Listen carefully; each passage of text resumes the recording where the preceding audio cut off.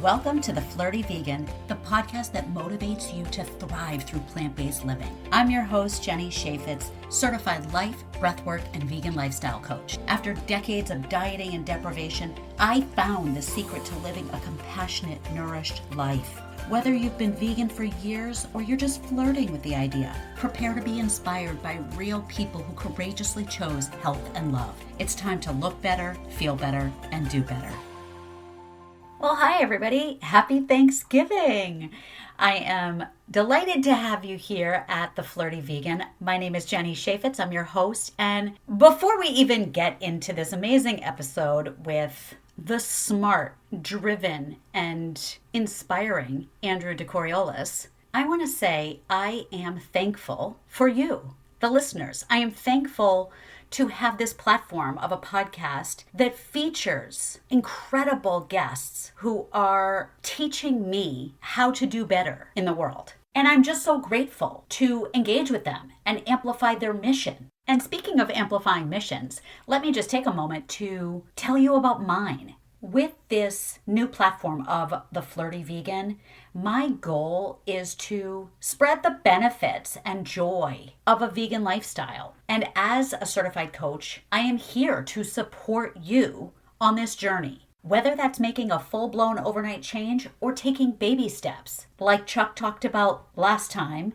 maybe just swapping out one meal a day, maybe just swapping out one meal per week if you are a huge meat, dairy, and egg consumer. I am here to help you in the manner that feels aligned, because it really is all about alignment. It is about acting in alignment with our values. So if you value your health, if you value the state of the planet, if you value the welfare of animals, then I am here to make it easier for you to act in alignment with those values. Because you might not know how to go plant-based. You might think it's dull, expensive, the same mundane routine day after day, salads, fruit, tofu. I want to dispel those myths and offer you encouragement. So please look to the show notes, book a free consultation call with me, and let's talk about what would feel good for you. So thank you for tuning in. If you have not clicked follow or subscribe on your podcast app, I would be so honored if you would do that. And if you're watching this video on YouTube, please subscribe to the channel. It means so much to me and it helps other people find this show. Like with everything, there's an algorithm. I don't understand it, but it exists. And the more people who listen, download, share, and subscribe, the tech gods know, and they promote this show to potential listeners. So please help me increase the visibility of The Flirty Vegan and all of my phenomenal co-hosts, if you will. Now it is Thanksgiving tomorrow, or if you're listening to this in the future, happy whatever. But in the spirit of Thanksgiving, I just want to say a prayer for all of the turkeys, all of the animals that find their way to American tables and global tables. And I just want to acknowledge that I understand food traditions run deep. We all have our favorite foods from childhood, things that we expect to eat each and every holiday. And my hope is by listening to this show, you will have a greater understanding of our food system, how it impacts the environment, and how it impacts our health. And I'm talking all of our health, physical, mental, emotional, spiritual, because it's all connected. We're all connected. We and all the living creatures on this planet. So if you're listening to this prior to Thanksgiving or after, it doesn't matter. Please take a moment with me to express gratitude for the food that we get to enjoy, the elaborate machine that made it possible for us to even have the food in front of us, and the knowledge you are about to receive. How about that? So today, for this special Thanksgiving episode, I had the privilege of speaking with Andrew deCoriolis. He is the executive director of Farm Forward, where he advocates for safe, healthy, and humane farming. Andrew is an expert in animal welfare standards, certifications, and policy.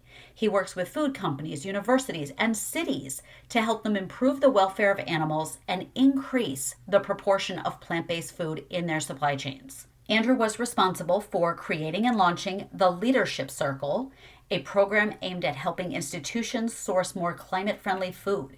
Andrew's work at Farm Forward has been covered in leading periodicals, including the New York Times, Wired, and Civil Eats. Andrew is currently an advisor to the WellBeings charity, the Game Changers Institute, the Good Food Purchasing Program, and the State Innovation Exchange, and is a board member of findhumane.com. Andrew lives in Portland, Oregon with his partner, 2 kids, and rescue mutt, Tater Tot. How cute is that name? I love a good pet name. Andrew and I had a fascinating conversation about the status of factory farms, the, hate to break it to you, fraudulent aspects of food labels, and also the positive trajectory that we're seeing with respect to plant-based options. So this is not all doom and gloom. Andrew brings a lot of hope and possibility to this conversation, which is perfect for Thanksgiving. So now, without further ado, I bring you Andrew deCoriolis. Andrew, I am so excited to welcome you to the Flirty Vegan podcast. Hello. Hi, thanks for having me, Jenny. This is so exciting. But before we even dive into anything, I would like to say Happy Thanksgiving. Happy Thanksgiving to you. Do you know what you're doing for the holiday? Yes, I will be spending it with family. And you? Nice. Yeah, we're hosting. We've got the full crew in tow this year. We've got my wife and her family and some friends coming over. It should be fun. We're going to do a big vegan Thanksgiving. Nice. I used to love hosting, but in the last couple of years, we downsized and we don't even have a kitchen table anymore. We just have a really big island, and a lot of people are turned off by the stools. It's very complicated for older folks. So Yes. fine, I'll Listen, just, there's yeah, an era for hosting. I'm happy to host this it's this fun. era, and then I'll be glad to also be at other people's houses in the Yeah, future. it's fun with little kids also. Totally. And yeah, so now I just have to pack up all the containers and bring food so that I can actually enjoy the holiday. So there's that. That is Uh, a hassle. yeah, it's fine. It has to get done. So this is just the second episode of the newly rebranded Flirty Vegan podcast. So I'm thrilled to have you here in particular as just it's funny. I went 100 episodes interviewing women, and now the first 2 guests of this show are gentlemen. So this is very exciting. Little intimidating, but Happy to be among the first. Happy to be among the first gentlemen of the new yeah, rebrand. It looks great. yes. So I want to start off by asking you, because it is called the Flirty Vegan, which is many gendered, any gender, multi-gendered. Hmm. Anyone can be flirty. So what Absolutely. attracted you originally to veganism? That's a good question.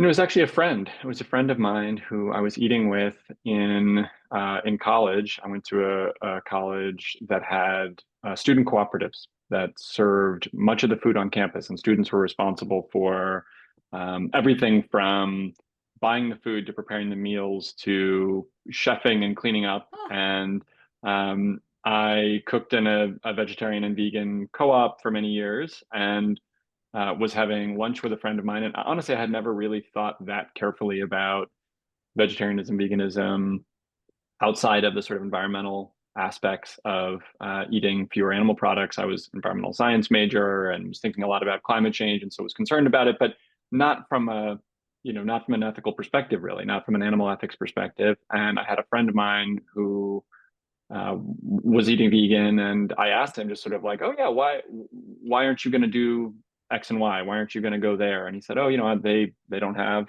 uh, you know vegan meals." And I said, "Well, you can make an exception." And he said, "Well, yes, I can, but I'm really trying to live my ethical values." And I said, "Oh, yes, say more." And so it started a conversation mm, where, for him, this was a person I was really close with and doing activism with on things like we were doing a lot of prison abolition and prison reform work. And mm, he said, I don't want to be part of the suffering of other creatures, and that includes, non-human animals. There's no ethical reason why, for example, we should, fight the prison industrial complex, but not fight for the release of other sentient beings from the prisons of animal farms. And I said, huh, I really hadn't thought about it that way. And so thankfully for me, it was pretty easy to have an ethical sort of evolution at the time because I was already eating in a place that was either entirely vegan or mostly vegan. And so it was easy to get Mm, choices. My co-op was already serving all those meals. I was already cooking vegetarian and vegan dinners. So it was like, oh, I just have to make like small tweaks or I just choose the vegan option that night, like no big deal. And so, because it at the time, the information was coming from a trusted source, a friend who I cared sure. a lot about and his opinion, and then that it was easy for me to act on it, it just became easy to sort of embody those beliefs. And then once I had been embodying those beliefs for, several years, because I was in those co-ops for a couple of years while I was in undergrad, it just became sort of like part of, oh, this is just what I do. I didn't have to think about it much more after that. And so when I graduated and starting to cook for my own and live on my own, it just was like, oh, of course, I'm just going to eat plant-based. That's easy. So the evolution really started with a friend, but I was thankful that I was in an environment that was very supportive of it. Because I think had it been another kind of environment, it might have been much harder. I don't know. I don't know if I would have been as successful in sort of making it part of my lifestyle rather than it just being set of ethics that I agreed with, but had a hard time living up to. mm. That's so interesting. I love that about your college. That's so great. This is not one of my prepared, not that I have too many prepared questions, but That's this is just okay. coming off the cuff here. I'm curious, since you were like that through college and then you mentioned living on your own, was it a criteria when you were dating? It wasn't. The only criteria for dating was that people had to like my cooking, or enjoy food. And I cook a lot.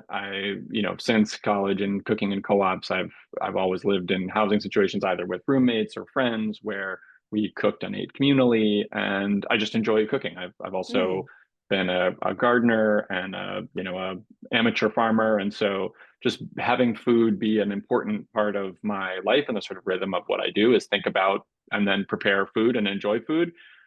When I was dating, I was like, you can make your own ethical choices. I'm not going to dictate that. But if you're not going to enjoy the food that I'm making and the way in which I enjoy food, it's going to be pretty tough. And so I definitely had some folks who I was excited about them otherwise, but they were like they just didn't care about food at all. And they didn't not like my food, but they also didn't enjoy eating with me. And it wasn't like a mm. thing that was going to be part of our lives together. And I was like, oh, okay, I think this is probably not a good fit. Never mind. Yep. Yeah, and my now wife, when we first started dating, she was a pescatarian for, vegetarian, pescatarian for environmental reasons. Like me, she sort of came into these issues as being a person concerned about climate change, and it really was over time where she, just being exposed to my work and exposed to what I'm doing every day. For example, like 2 years ago, we were working on a big investigation around quote unquote regenerative dairy, and I was like talking to whistleblowers and getting all this undercover footage and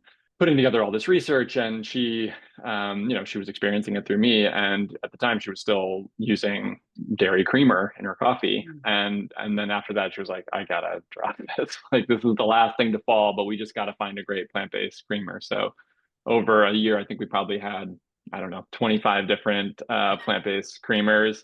I think we finally settled on the winner, but it was a journey to find the one that worked. I'm curious what that one is because I have found that there's a lot of good Yeah, ones and a yeah, lot we of really not so like. good ones. Yeah, we really like the most recent one that we've enjoyed is the Ripple Barista Creamer. And the nice thing about the barista blends is that they're thicker, and so when you use a steamer wand from an espresso machine, it doesn't dilute the creamer too much if you use those thicker ones. And so that, which is what we have. We have a janky old espresso machine with a steamer wand, and so it works Nice. perfect for that. That's awesome. That's so Yeah. funny. When I'm talking to people, I'll often say, interestingly, so different than your wife, I'll often say that creamer is one of the easiest things to start with because I find that I really enjoy the ones that I have discovered. And so I'm like, my God, if you don't want to give up, I don't know, your yogurt or your after dinner ice cream, you just can't stomach the idea of coconut milk ice cream or something. God, just throw the creamer in your coffee. Yeah. I know, but people are so funny about their coffee. Yeah. It's got to be like exactly the right consistency and exactly the right color, and it's got to mix in well and not separate. I don't know, it's tough. Yep. People have Yep. very like funny emotional attachments to some of these products. Yeah. And differently from you, I admit fully, I actually did not care that much about the environment growing up. I mean, they developed a recycling plant in my town, and or okay, so fine. When I was a teen, like that was sort of a thing. And I remember getting in college, they passed out these reduce, reuse, recycle mugs that we were supposed to bring to the dining hall, but it wasn't really anything I globbed onto. It was kind of like, the environment, like it'll be there. And yet it was a documentary about the environment that like immediately flipped the switch for me. It was not even a question. And I was not, I don't, I didn't identify as a tree hugger or anyone who would uh advocate for anything environmental. I mean, I wasn't throwing trash out my car window, but I also wasn't really saying, "Oh, I care about the rainforest." Mm-hmm. And yet we watched this documentary, and at the end of it, the gentleman said, like, basically go vegan or the planet's screwed. And I said, "Okay, I'm vegan. I guess Mm-hmm. I have to learn what that means." So I became Mm-hmm. an instant environmentalist and then came to learn about the animals and then eventually learned about health stuff, but Mm-hmm. be last. Yeah. uh Well, it's funny all the different things that can hook people. I yeah, mean, it yeah, really. and that's part of the reason you're describing that, making a documentary. Farm Forward's origin comes from helping write a book called Eating Animals. Right. One of our board members, Jonathan Four, wrote that book, and the publication of the book and the sort of energy that it created was what launched Farm Forward, which is almost 20 years ago. But we still hear from people all the time. Oh, I read Eating Animals 10 years ago and X and Y, or I got into activism because I read Eating Animals, or I watched the movie and it had this effect. So yeah, you never know what it is that will be the triggering event for folks. Maybe they Yeah. had it in the background, or maybe they had values that already aligned with those things for other reasons, experiences that made it possible, and then that was the spark. So, what was the documentary? Do you remember? It was David Attenborough. I believe it was the one, My Life. I think that's Mm, the title, My Life, where he goes through 60 years of his cool. documentarian work and shows the changes in the planet and species Hmm. and all of that each decade at a time. And so when it got to the current decade, I was like, wow, this is devastating what has Hmm. happened. And this has to stop. So I'll do my part. Well, what a Uh, what a legend. Yeah. yeah, yeah, amazing. Okay, so you work at an organization called Farm Forward, which I did Hmm. illuminate to the listeners in the introduction. As a vegan, as a plant-based advocate, like so many of us, I imagine you in a perfect world would envision the elimination of factory farming. That is the stated mission. Oh, Absolutely. The end of okay, factory farming is our stated goal. Yeah. right. So, and I don't mean this to sound cheeky or disrespectful. Hmm. What are you doing at Farm Forward? Is it kind of like finding the lesser evil? Like, okay, since we can't tomorrow end factory farming and make the Hmm. entire planet vegan, is it just to see what we can do better? Yeah. It's a good question. I'll offer a little nuance on a couple of those things. So, yes, personally, I would like to see the end of farming animals for food. As a practical matter, I think it's hard to imagine that in the lifetime of myself or my kids. Yeah, But what I do think is possible to imagine is the end of factory farming, of industrial animal production. I think people will likely continue to eat animals, but if that's the case, we want to make sure that those animals are raised in the best possible conditions.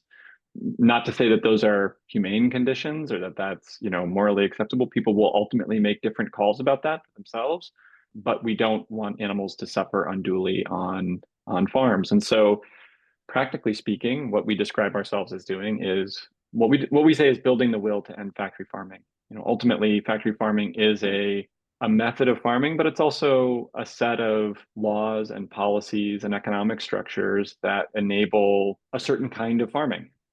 And all of those things are possible to change through public policy. So, like other profitable and harmful industries of the past, we imagine that factory farming, when it's ended, will be ended because publics decide they don't want it anymore. And that could be for a wide variety of reasons. It could be for ethical reasons, it could be for public health reasons, it could be for environmental pollution reasons, it could be for reasons that are about wanting to create more employment opportunities in an era of AI taking all the white collar jobs and needing new employment projects for people. Like there are lots and lots of reasons why we can imagine a public and a public policy coming to the conclusion that factory farming is no longer consistent with the public good.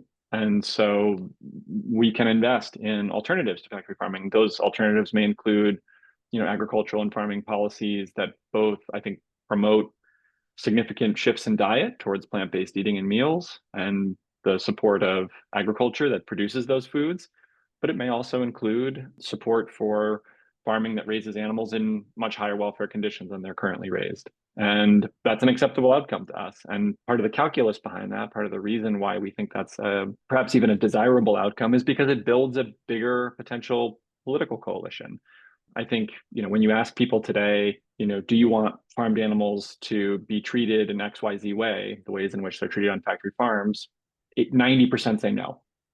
So there's like broad public consensus that factory farming is a violation of our values. If you ask them, is it okay to farm animals for food at all? Most people are going to say yes. And so there's obviously work to do there, but we don't have to do a lot to convince people that they're opposed to factory farming. They already are. The challenge now is to make it enough of a political priority and have a political system that's functioning enough that can be responsive to the public will, that policymakers ultimately enact policies that will begin to shift this big ship away from industrial animal farming towards other forms of less harmful agriculture. Yeah. Mm. I heard someone say recently, and this just struck me because I love the way she put this. She said, veganism is a political issue. It's not a partisan issue. That's true. I love the way she put that. But what I'm seeing a lot of is, and interestingly, I've heard it in some of the interviews you've been a part of, not on your part, but perhaps on the interviewer or the platform itself, is I hear people wanting to point the finger at one administration or another administration. From where I stand, every administration sucks in this department because they are so controlled by special interests, the lobbyists. I mean, find me a president in history that has bolstered a very empathic mission or, compassionate approach to this. I feel like, I don't know. I mean, I hate to sound all doom and gloom, Debbie Downer, but with the work you're doing, which is so admirable, how do you stay motivated when we do live in the first world that is so driven by money? Yeah, that's a good question. And I think, yeah, your evaluation of the sort of bipartisan consensus on the benefits of factory farming are right. I mean, going back to the Cold War, we've had a USDA, U.S. Department of Agriculture, that has prioritized industrial meat production and has done so as a means of economic and political power. I mean, it really started as a Cold War project. The Secretary Earl Butt's "Get Big or Get Out" was about the Cold War, was about beating Russia. I mean, very explicitly, and that model has morphed and metastasized over decades to what you describe as ultimately political corruption and political capture, which I think is exactly right. I mean, we are constant critics of the USDA and the regulatory apparatus, regardless of the administration. Exactly. Lots of Yeah. quotes from me out there criticizing, Biden's Secretary of Agriculture. Plenty of them out there with me criticizing Trump's. Right. Plenty of I that mean, before. I don't mind Yeah. discussing political issues on this show. I mean, veganism is a political issue, as this person I took a class from said. I don't want to get into crucifying one leader over another because come on now, this has just been Yeah. an ongoing Yeah, concern. I think yeah, they're both equally bad in many ways.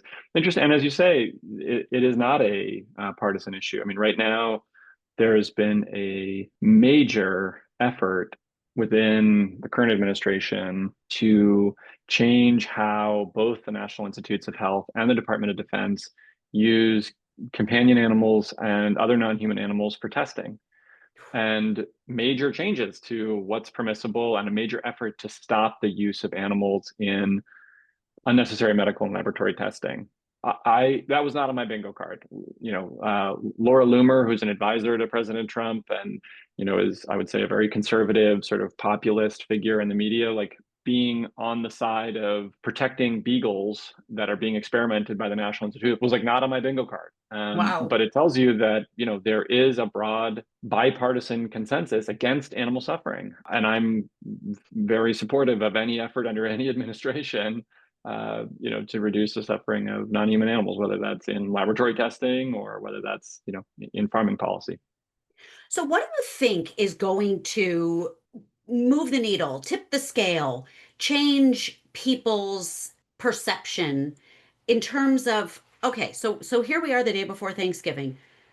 I would venture to say a large majority of the population is going to consume turkey tomorrow, Mm-hmm. probably stuffing and mashed potatoes that are made with butter, chicken stock, sour cream, those kinds of things.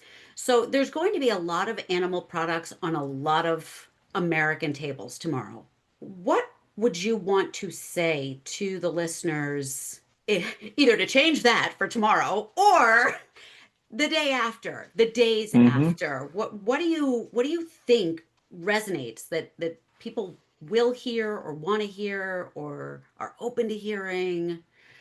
Yeah, I mean that's the $1 million question. And if I knew I had a Damn right it, answer, we would Andrew. have won. I mean, one thing to note about turkey consumption is that it's down fairly substantially over the last few years. It's down more than 10% since 2023. Fewer demand for turkey products is going down. I don't know if that's about consumer perception or about inflation or a combination of those things, but there are reasons to think that the public is ready to consume fewer animal products. Now, again, I don't think most of the public is ready to go vegan, but I think a large percentage of the public, and I don't know what percent, maybe 40%, is ready to eat fewer animal products and have more plant-based meals. And, if you asked me in, 2050, do I think half of all Americans will be vegan? I would say, no, I don't think that's likely. But if you said, do you think half of all meals consumed will be vegan? I'd say, yes, I could imagine that as a future. And it's going to be a combination of things. It's not going to be, as they say, it's not a silver bullet, it's silver buckshot, even though that's somewhat of a violent analogy, as we were talking about with idioms being troubling. Yeah. The there's all kinds of efforts underway to shift diets at institutions, with college and universities, hospitals that we're part of, that I think are showing real promise. We just launched a campaign earlier this month focused on food safety, on salmonella contamination in the poultry industry. It's gotten a huge amount of press. We got a Mm. front page article in the Los Angeles Times. We had videos with high profile influencers on social media that were viewed more than 1 million times. We have people, tens of thousands of people taking action on petitions demanding that the USDA take more action to regulate the meat industry. That was an issue. Food safety, salmonella, those were issues that we hadn't really worked on before. And we chose intentionally because they're ones that are about how yucky food is that come Yeah. from factory farms. And so, part of the calculus that we've made over the last couple of years, and this is based on consumer research, both polling and focus groups, is that the messages that resonate most with people right now are ones about disgust, about what's in animals that come from factory farms, antibiotics and hormones and drugs, chemicals, things that are on the food, adulteration, contamination. It just gives people the yuck. It gives them the ick. Yeah. And it gives you an opportunity to talk about the conditions on factory farms, which are disgusting. Hmm. And so focusing on issues that are sort of at the overlap of concerns about personal health and diet, and then that allow us to, sneak in a message about cruelty and factory farms are the ways in which we're trying to sort of piggyback on people's selfish personal interests about their health, but make them have to confront information about their food production systems. And that gives me optimism that there are so many people that seem to be engaging, that are resonating with it. The place where the disconnect is, if we're thinking about the sort of causal chain of change, Mm. is once we have this as a priority among people or enough people, making sure it's a political priority. So, in 2028, Right. a way that we'll know if we're being successful is like, are major candidates of either political party, do they put out an agricultural platform that talks about the need for food system transformation, and is actually proposing things that would be about shifting subsidies and investment for factory farms towards other forms of food production and consumption.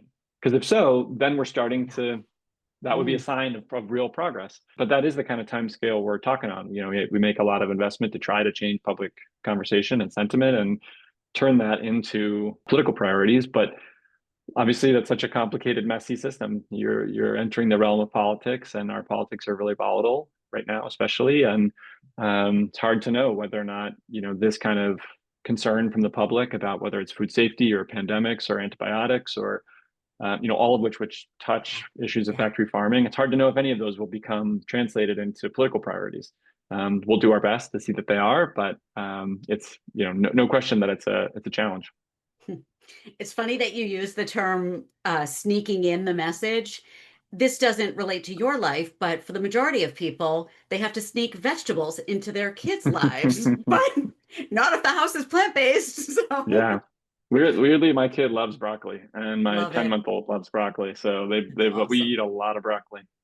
I have one kid that likes broccoli and another kid that wrote an acrostic poem in elementary school about all the things related to broccoli that she hates. So, That sounds right. yeah, Of yeah. course you do. Of Right. course you have one of each. Yeah. Yep, yep. So I used to make meals that would have peppers cut up really big, broccoli cut up really big, so hmm that each one could take out the thing that he or she did not want. It was lovely.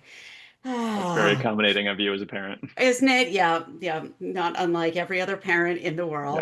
Yeah, totally. That's familiar.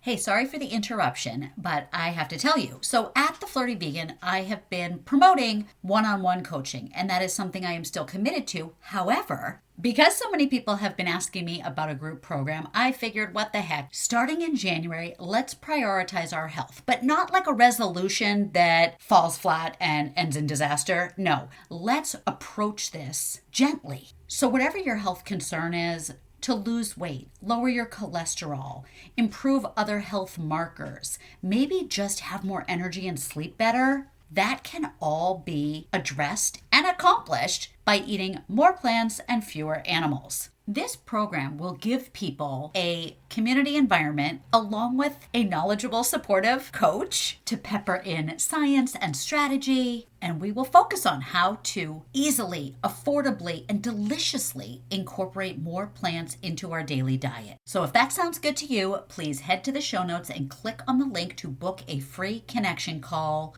just like you would if you were interested in one on one coaching, and we'll get started. Now, let's get back to the show. So you said something that struck out to me. Now let's see if I can remember the words. I should have written them down. Oh, the way people are slowly making changes based on, I forget how you phrased it, not messaging, but things out in the world that are gradually creating change. Maybe hmm when you were talking about the turkey reduction. hmm That brings me to a topic I've heard you talk a lot about, which is humane washing. So we're going to get into that in a second. And Cool. I'm just as guilty because before I went vegan, I transitioned to humane products. I was hmm buying the more expensive organic cage-free eggs from, and I actually looked on the package to see that they were processed in New Hampshire. I live in New Hampshire. So I didn't want the ones from New York. I wanted the ones from New Hampshire. I was buying the organic, pasture raised, beef or bison and all these things, um, Hmm. because I felt like that was better. Can you please illuminate for this audience what humane washing is, and if they're just wasting their money buying products that have a very pretty label on them? Sure. I'll give you a short answer and then a long answer. The short answer is, humane washing is just like greenwashing. It's the use of marketing by companies to give the public the impression that their products align with their values. So real simple. In the case of the meat industry, meat and dairy and egg industry, they know that the public does not want products from animals raised in factory farms. They know that, they'd have better polling data than I do, and they know that consumers don't want meat with drugs in it. And so, in order to convince the public that their products are socially acceptable, they have to make all kinds of claims about them. Now, unfortunately, most of the claims, the words you see on, meat products, eggs, and dairy are either entirely unregulated, meaningless, or mean much less than you would like them to mean. So I would include in those things like all natural, humanely raised, sustainable, cage-free, pasture raised. Even the term pasture raised, while it sounds nice, gives animals access to the outdoors, and if they are truly giving animals the access to outdoors, that's better conditions probably for the animals. But none of those terms are regulated, and they don't mean what consumers think they do. So in poll after poll, polls that we do, the ASPCA do, other polling research firms, when you ask consumers, hey, what do you think the word all natural means on a meat product, they'll tell you all kinds of things that have absolutely nothing to do with the regulatory definition. Huh. So the industry knows this, of course, and Yeah. that's why they use those terms. So that's one sort of form of humane washing. And then there are sort of layers of humane washing. Another are certifications, these sort of independent or pseudo-independent certifications, which, may say things like certified humane or animal welfare certified. And you may see those products at places like Whole Foods. You're going to even see certified humane, especially eggs. You'll see even at places like Walmart and Target. Those certifications may be somewhat meaningful, but they're going to be much less meaningful than consumers imagine. For the most part, when consumers see those labels, they think, oh, these come from healthy animals with healthy genetics, raised on pasture, the kind of small bucolic farm, family farm that I imagine from Old MacDonald and Oh, cartoons. yeah, yeah, nursery rhymes, exactly. Yeah, exactly. And that isn't the case for the most part. Most of these certifications are modified industrial operations that may give animals slightly more space or natural light, or may have slightly better management of their manure systems, like minutia that may reduce suffering marginally, but definitely don't meet consumers' expectations when they see those labels.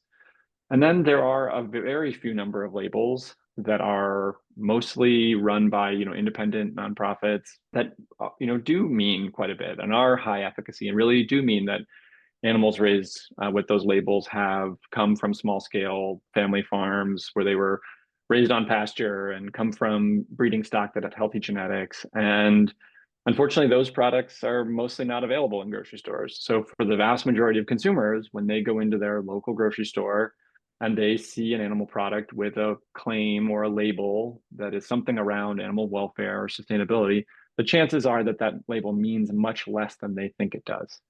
And from our perspective, that's a real political challenge because consumers' unhappiness with the current conditions of factory farms can be converted into political action.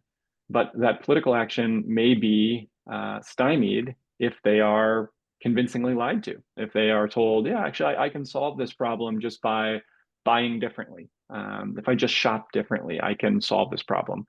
The reality is, unfortunately, they can't. They can opt out. Opting out is the most sort of politically valuable, we think, option. But until consumers have real good information about the production practices of the products they see in grocery stores, we think it's much less likely that they're going to demand the kind of political change that we think is necessary to reform the agricultural system more broadly. So part of the reason we focused on humane washing is because A, people don't like being lied to, and B, because we think we can take some of that anger at being misled and turned it into political action, demanding better regulations on meat labeling, for example, or perhaps encouraging some of those people to reduce the amount of animal products they consume or opt out entirely. So when you talk about the lack of regulation or involvement as far as these labels go, I've heard you talk about the studies finding hormones and antibiotics in Hmm. meat packages that are labeled to not have those things. Is Hmm. there legal recourse for that? I mean, beyond just the fact that it said humane, but we don't even know what that means because the definition is Hmm. so fuzzy. If it says no hormones and it was tested for hormones, isn't that really bad? It is, and is, probably false advertising. So it's actually currently being litigated right now. There's a ongoing consumer class action lawsuit against Whole Foods for exactly this topic. So, if you've ever been into Whole Foods anywhere in the country, it would be hard to have avoided their marketing about we have no antibiotics ever in any of our products in the grocery store. Right. Well, it turns out that's not true. It turns Yikes. out we found an antibiotic in a product that we bought from a grocery store, a Whole Foods in San Francisco. And the USDA has tested a huge amount of now cattle products that are marketed as antibiotic free. And they found that something like 20% of them had illicit antibiotics, many of them medically important antibiotics residues in the animals. And it leads to this question about, well, if Whole Foods isn't testing, which they are not, to ensure that there are no antibiotics in those products, how can they know? How can they know that the meat that they're selling at a premium that's marketed as antibiotic free really is that? And the answer is that they don't, and they don't want to know.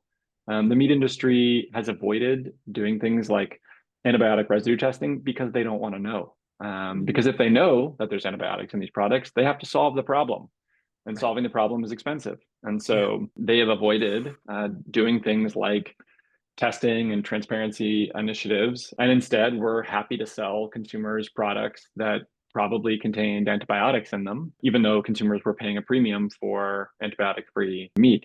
So that is the subject of a potentially large consumer class action lawsuit. And I think if it's successful, which I'm cautiously optimistic it will be. The case has been going on 3 years, so the wheels of justice move slowly. Yes. But I suspect there will be more litigation on this front because the USDA knows that there's a lot of illicit antibiotic use. We know it. The retailers almost certainly know it. They aren't testing, and until they are, there's almost certainly going to be illicit use of antibiotics in these animal operations, industrial animal operations. And so at some point, consumers are going to start to sue them a lot, and they're going to start to win, and it will become expensive to lose these lawsuits. And so my hope is that that kind of material risk creates the necessary motivation for them to do the right thing that they should have been doing all along. There we go. All right, I like that. So, watching documentaries like the one I mentioned, the Attenborough film, and also The End of Medicine, which recently came across my radar, which I'm telling everyone I know about because that was just mind-blowing. One can find themselves really discouraged about the world and the trajectory we're on. Mm-hmm. What are you, Andrew, hopeful about? What am I hopeful about? Well, that's a tough one. Some days it feels like a tougher question than others. It Um, is Thanksgiving, so let's try and be positive. I am genuinely optimistic about the way in which food food and climate are increasingly becoming a motivating factor for big companies, food service management companies, the kind of companies that serve food at all of your local universities and schools and hospitals, the way in which they are experimenting with subtly encouraging their diners to eat more plant-based food. So Farm Forward incubated a project many years ago called Default Veg, which is now spun out into its own project and own organization called the Better Food Foundation. It's also spun out another organization called the Greener by Default, all of which is about using effectively behavioral nudges, like very subtle psychological cues to encourage people to make different choices about the food that they eat when they're not at home. So this is like when they eat out, especially at the big institutions. And all of these big institutions, or many of them, and the companies that serve food at them, all have made pretty substantial commitments towards reducing their environmental footprint, their carbon footprint of their food, what's called scope 3 emissions. So they're saying, hey, we're going to reduce our scope 3 emissions from things like food and transportation by a big percentage by 2030 or by 2050. And the reality is they can't achieve those goals without substantial reductions in the amount of animal products they consume. And they're starting to realize that. They're starting to actually have to implement policies and menus and different dining hall designs and different menuing options and different marketing strategies, all with the goal of shifting diners' behavior towards choosing more plant-based foods. I think this is a very exciting trend, and I think it will continue. I think it is now a potentially permanent change in how these institutions do business, because serving more plant-based foods is better for diners' health. It's good for their bottom line, and it helps them meet these pro-social, environmental commitments that they've made. And so, when I see things like the New York City hospital system making plant-based foods the default for all their lunches and dinners because it's good for patients, and the rate of people eating plant-based meals goes from 5% to 70%, whatever the numbers are, when it's just massive changes in how people behave in these institutions with what are fairly ultimately minor changes. I'm very optimistic about that work. And, there's thousands and thousands of hospitals and schools and institutional cafeterias of different kinds that serve food that can be influenced. And those are changes that we don't have to wait for. And like my experience of, sort of going plant-based in an environment where all of those foods were already available, when people can start to live into their values more easily, they are stickier. When you're confronted with the discontinuity 3 times a day, it's really hard. I'm sure many of your listeners have had this experience. It's like hard to maintain that. But when you go to lots of places, and at lots of places, it's easy for you to choose a plant-based meal because it's the one that sounds the most delicious and it's at the top of the menu and it's the one that's first in line at the cafeteria. I'm much more optimistic about that creating sort of a broader scale cultural transformation in how people think about food. And that stuff doesn't require policy or, a government that functions, which we may or may not have right now. So I would say that is the best reason that I have for optimism, at least this year.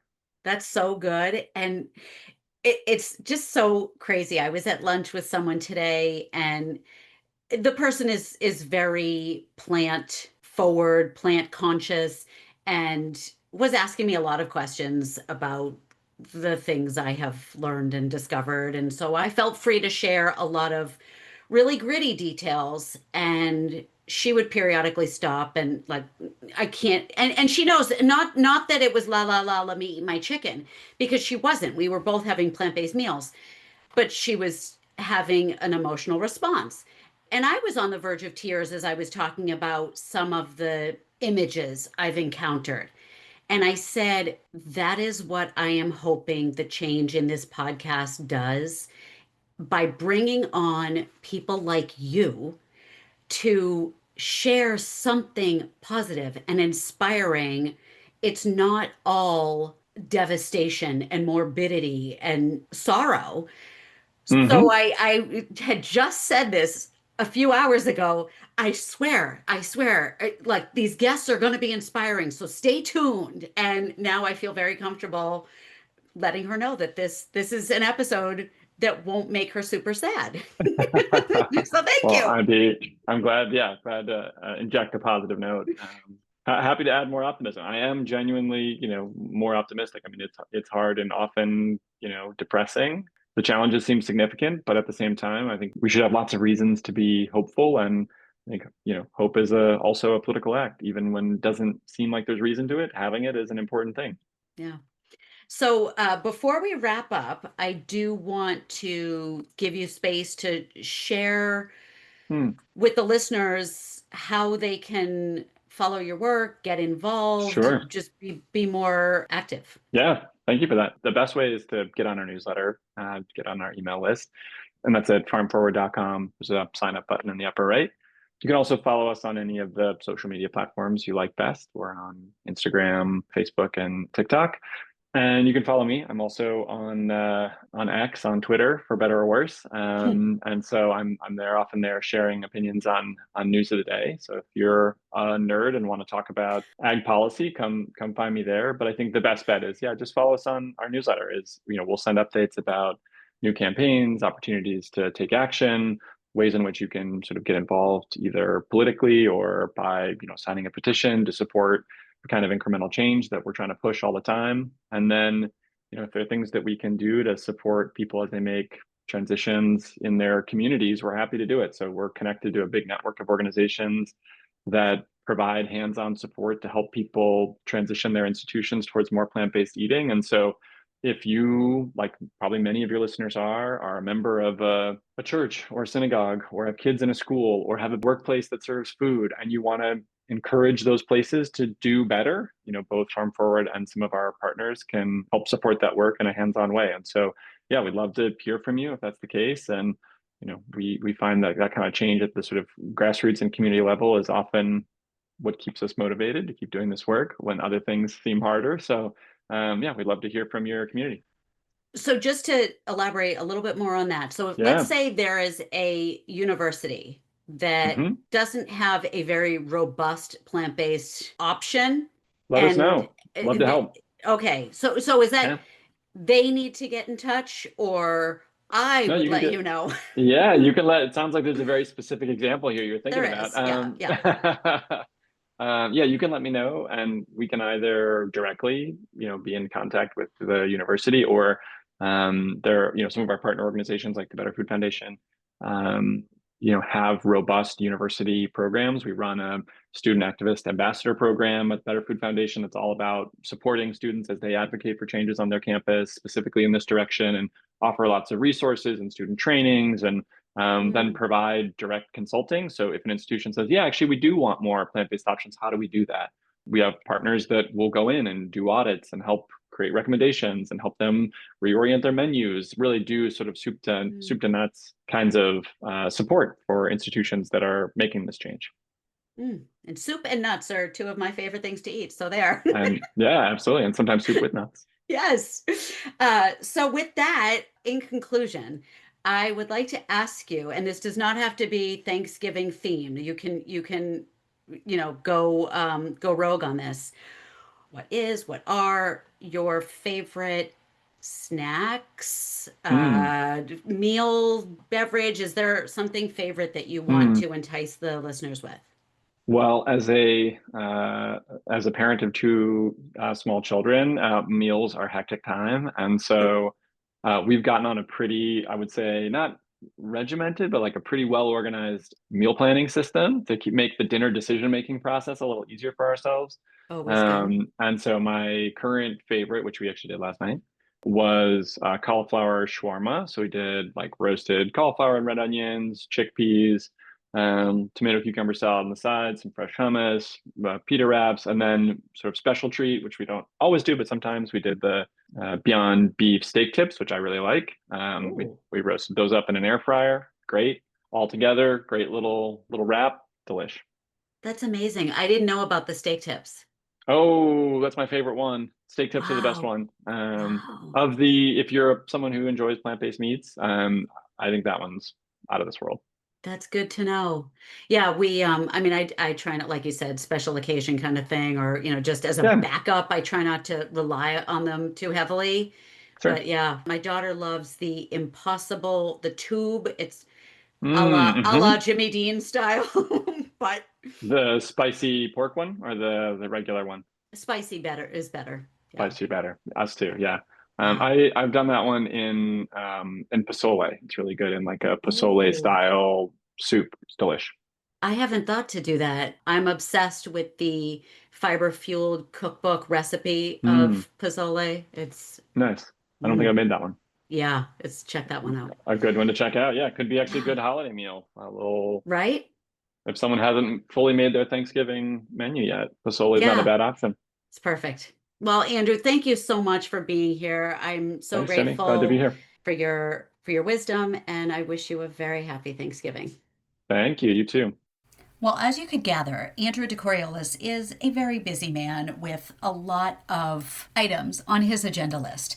So I am grateful that he was able to carve out time for this interview. Now, let me get into the juicy bits of our conversation. Number one, the end of factory farming is more likely than the end of farming animals in general for food. Number two, factory farming is a method of farming and also a set of laws, policies, and economic structures that enable a certain kind of farming. And side note, if you don't know what factory farming looks like, I do invite you to explore this topic. And while it is incredibly disturbing, perhaps it will move you in a direction of consuming less animals and paying more attention to where your food comes from and its impact on the environment. Okay, number three. Since the Cold War, the USDA privatized industrial meat production for economic and political gain. Number four. People do not want antibiotics, drugs, chemicals, and contamination in their food, right? I think we can all agree that that concept elicits a feeling of disgust. Number five. What is humane washing?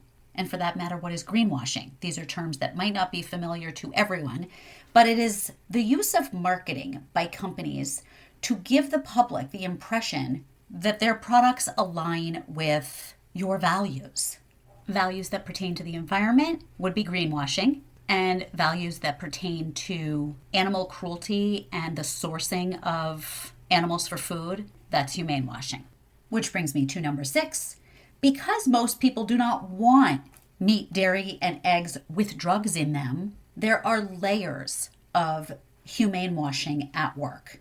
There's the unregulated terms like all natural, humanely raised, sustainable, cage-free, and pasture-raised, to name a few. And then there's these certifications like certified humane, animal welfare certified, which unfortunately are rather irrelevant. Because number seven, the food industry does not do testing for antibiotics because they don't want to know if they're in there. If they did, they would have to do something about it. They would have to solve the problem, and that would be very expensive. So sadly, you simply cannot believe these labels on your animal food products. It's unregulated marketing. And finally, number eight, Andrew's favorite vegan foods. He told us about that cauliflower shawarma recipe, which sounds amazing. And I did not know about the Beyond Beef steak tips. So I think that's something I will need to check out very soon. Once again, I want to say happy Thanksgiving to all of you listening, to Andrew, and again, express my gratitude that you're here listening, clicking like, leaving a review on Apple Podcasts, and sharing the Flirty Vegan episodes with your friends and family. I want to give one last plug to the show notes where you can find a link to book a free consultation call, or if you prefer, connection call or discovery call, an opportunity for us to gather virtually and get to know each other. See if I can support you on the path of flirting with veganism. I will see you right back here in 2 weeks for my conversation with the amazing and beautiful Cheryl Moss, who is doing so much in the world of animal sanctuaries and rescue organizations. And so, with a heart full of gratitude and a fridge full of veggies, I send you peace, love, and chickpeas. Mwah!